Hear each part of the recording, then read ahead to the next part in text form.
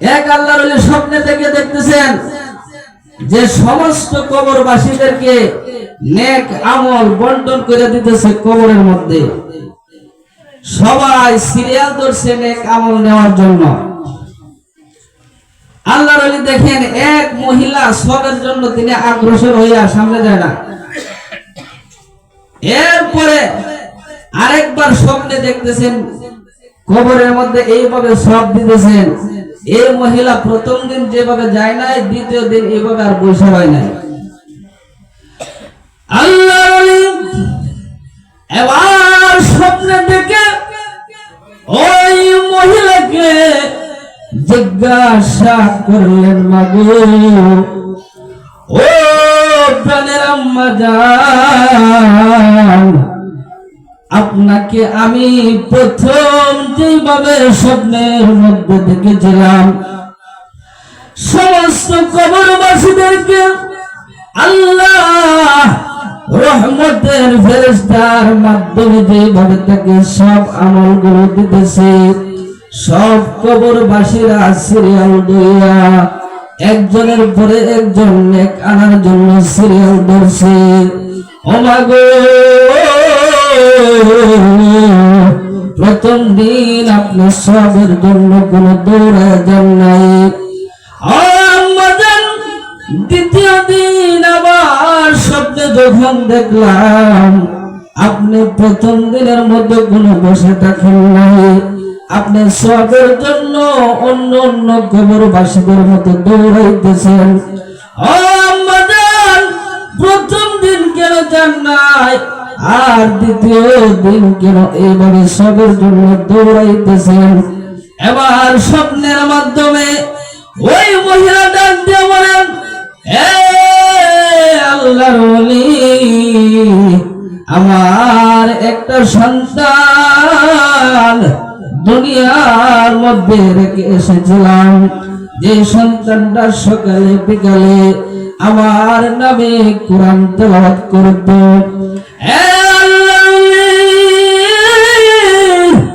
ওই সন্তানটা আমার নামে যখন কোরআন তেলাওয়াত করত রে, আমার আল্লাহ ওই কোরআনের সব আমার কবরের মধ্যে পয়সা দিত।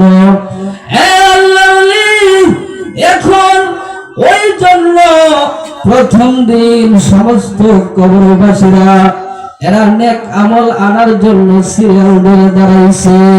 আমি কেন দাঁড়াই নাই জানো? আমি ওই চিন্তা করেছি, আহারে আমার সন্তান তো দুনিয়াতে নেক আমল করে, আমার আল্লাহ তো এর সব আস্তে আস্তে কবরে পৌঁছাইতেছে।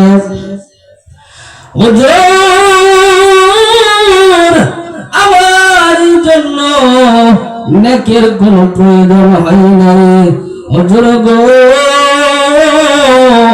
এখন কয়েকদিন যাবত আমার সন্তানরা আমার নামে কোরআন তেলাওয়াত করা বন্ধ করে দিয়েছে। আমার সন্তানরা কোরআন তেলাওয়াত বাদ দিয়া দুনিয়ার বিভিন্ন নাচ গানের মধ্যে জড়ায় গেছে। হুজুর, এখন তো সব আর আমার আমল নামায় আসতেছে না। হুজুর, হে আল্লাহর ওলি, এই জন্য এখন যখন কবরের মধ্যে সব পৌঁছায়া দিয়া এই সব যখন ভাগ বন্টন করে, এই জন্য আমি দৌড়াই, যেহেতু আমার সন্তান আর আমার নামে কোরআন তেলাওয়াত করে না। আল্লাহর ওলি শেখ জাকারিয়া রাহমাতুল্লাহ আলাইহি বলেন, ওই কিতাবের মধ্যে তখন ঘটনা অনুযায়ী আল্লাহর ওলি বলতেছে, মাগো দুনিয়াতে তোমার সন্তানের পরিচয়টা কি, আমাকে একটু দিয়ে দাও।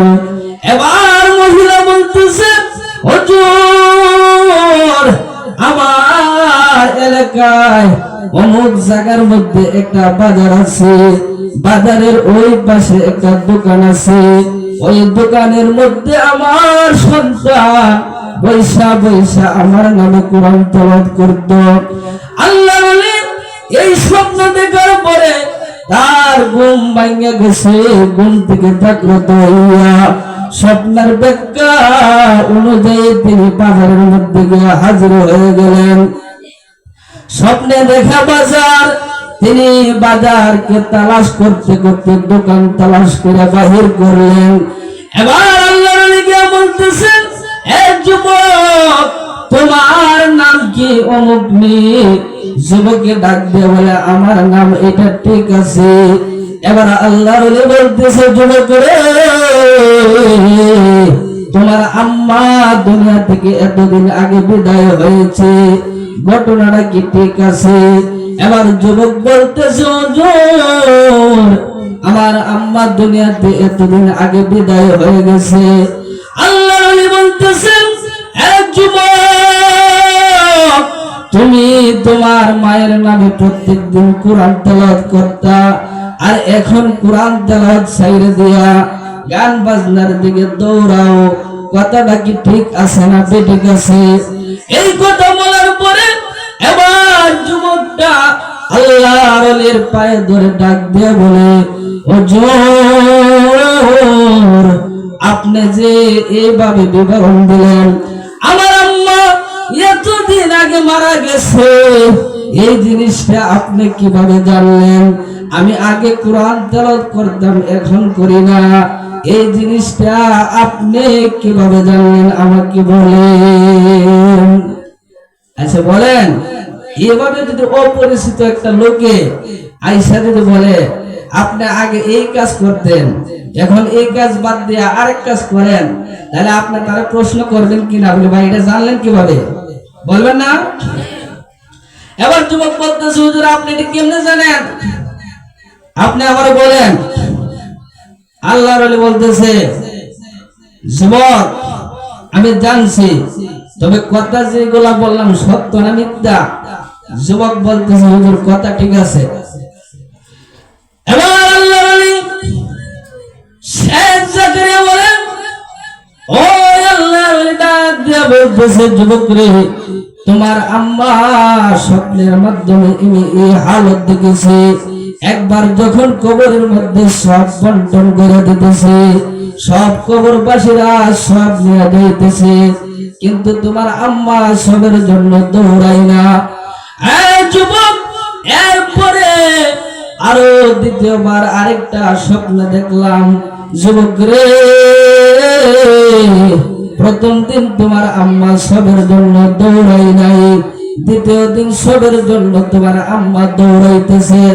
আমি জিজ্ঞাসা করলাম, ও আম্মা জান, প্রথম দিন আপনি সব আনার জন্য যান নাই, দ্বিতীয় দিন কেন এইভাবে দৌড়াইতেছেন? তোমার আম্মা আমাকে বলল, হুজুর, আমার বাজারের মধ্যে, আমার এলাকায়, আমার একটা অমুক জায়গায় বাজার আছে, বাজারের মধ্যে দোকান আছে, আমার ছেলের দোকানে পয়সা পয়সা প্রত্যেক দিন আমার নামে কোরআন তেলাওয়াত করত, এখন কোরআন তেলাওয়াত করে বন্ধ করে দিয়েছে। হুজুর, যেই সময় কোরআন তেলাওয়াত করত, এর সব আস্তে আস্তে আল্লাহ কবরস্থানে পৌঁছায় দিত। এই জন্য আমি সবের জন্য দৌড়াই নাই, দ্বিতীয়বার দৌড়াইছি। আমার ছেলে যেহেতু আমার নামে আর কোন কোরআন তেলাওয়াত করে না। এই যুবক, এখনো সময় আছে, দুইটা পায়ে হাত দিয়ে বলি, রে যুবক, গান বাজনার আসন চাইরা দাও, তোমার আম্মাকে তুমি দৌড়ায় ধরো।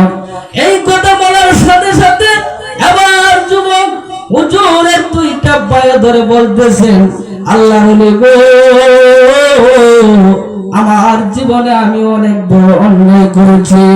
হুজুর, আপনি আমার চোখ কান খুইলা দিলেন, আমি এখন তওবা করতেছি, বাকি জিন্দেগিতে আর কোনদিন গান বাজনার দিকে দৌড়াইব না, আমার আম্মার নামে কোরআন তেলাওয়াত করা আর বন্ধ করব না। এই কথা বলে যুবক যখন আরেকবার কোরআন তেলাওয়াত শুরু করলো, আল্লাহর স্বপ্নের মাধ্যমে আবার তিনি দেখতেছেন আবার সব বন্টন করে দিতেছেন। এবার দেখে মহিলা আর আগের মতো সবের জন্য তিনি দৌড়াই নাই।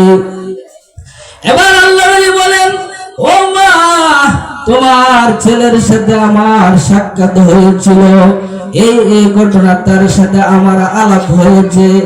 ওই মহিলা বলতেছে, হুজুর আপনার দুইটা পায়ে ধরে হুজুর আমার কবরটা এখন বেহেশতের সাথে যোগাযোগ করে দিছে।